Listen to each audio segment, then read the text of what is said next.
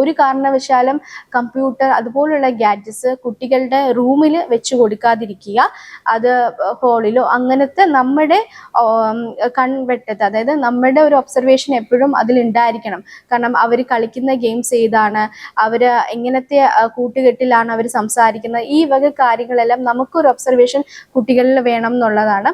Next എന്ന് പറയുന്നത്, അവരും ഫ്രണ്ട്സുമായിട്ടിരിക്കുന്ന നമ്മൾ എത്രത്തോളം അവരോട് ഓപ്പൺ അപ്പായി സംസാരിക്കുമോ അത്രത്തോളം അവരും തിരിച്ച് നമ്മളോട് ഓപ്പൺ അപ്പായി സംസാരിക്കും. അപ്പം നമ്മൾ ഫ്രീ സ്പേസ് കൊടുക്കുക എന്നുള്ളതാണ് നെക്സ്റ്റ് നമുക്ക് വേണ്ടത്. അതായത് നമ്മൾ കുഞ്ഞുങ്ങളോട് മിങ്കിൾ ചെയ്യുമ്പോൾ എപ്പോഴും ദേഷ്യപ്പെട്ടുകൊണ്ടിരുന്നാൽ അവർ പറയേണ്ട കാര്യങ്ങൾ പറയില്ല. ചിലപ്പോൾ അവർക്ക് സ്കൂളിൽ പ്രശ്നങ്ങൾ ഉണ്ടാവാം, അല്ലെങ്കിൽ ഒറ്റയ്ക്ക് പോകുന്ന കുട്ടികളാണെന്നുള്ള ബസ്സിൽ എന്തെങ്കിലും ഇഷ്യൂസ് ഉണ്ടാവാം, അല്ലെങ്കിൽ പല രീതിയിലുള്ള ഇഷ്യൂസ് അല്ലെങ്കിൽ പ്രോബ്ലംസ് ഇപ്പം കുഞ്ഞുങ്ങൾ ഫേസ് ചെയ്യുന്നുണ്ട് അല്ലേ. അപ്പോൾ ഇപ്പോൾ പ്രത്യേകിച്ച് തന്നെ ഡ്രഗ് അഡിക്ഷൻ അല്ലേ.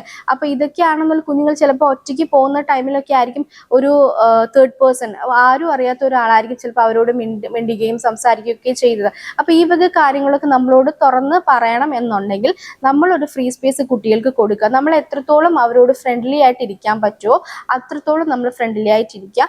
മാത്രമല്ല, നമുക്ക് കൊച്ചുനാൾ മുതൽ തന്നെ 2 years മുതൽ തന്നെ ഇവർക്ക് വേണ്ടിയിട്ട്, കുഞ്ഞുങ്ങൾക്ക് വേണ്ടിയിട്ട് നമ്മളൊരു സമയം കൊടുക്കുക എന്നുള്ളതാണ്.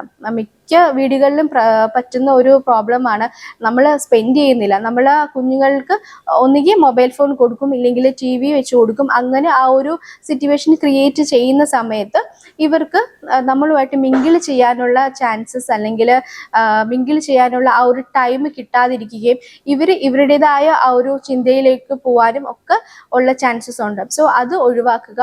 നമ്മൾ മാക്സിമം കുട്ടികളുമായിട്ട് മിങ്കിൾ ചെയ്യാനായിട്ട് നമ്മൾ ശ്രദ്ധിക്കേണ്ടത് വളരെയധികം അത്യാവശ്യമാണ്.